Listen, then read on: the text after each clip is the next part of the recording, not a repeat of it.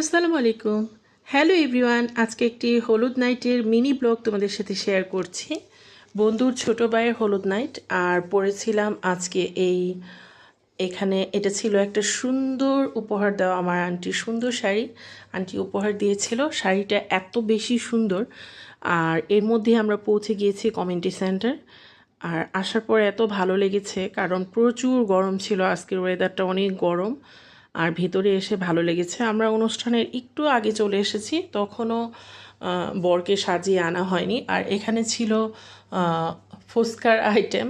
আর এখন কিন্তু বিয়েবাড়িতে একটা ট্রেন্ড হয়ে গিয়েছে এই ফুচকার, মানে স্টল থাকবেই। তো আমরাও কিছু ফুচকা খেয়ে নিলাম, তারপর বন্ধুদের সাথে একটু আড্ডা করলাম।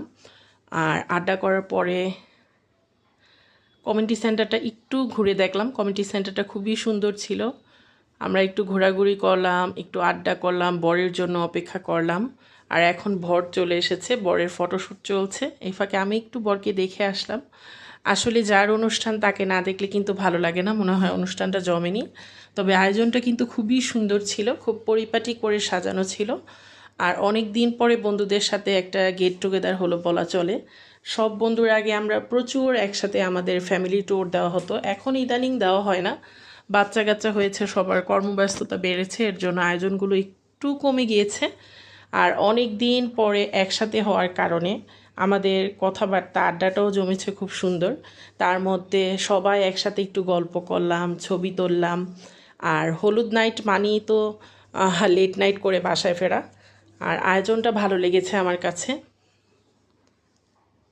নিজেকে একটু দেখাই, একদম সিম্পল লুকে আমি গিয়েছিলাম। সুন্দর একটা তসরের শাড়ি পরেছিলাম, শাড়িটা আমার আন্টি গিফট করেছিল।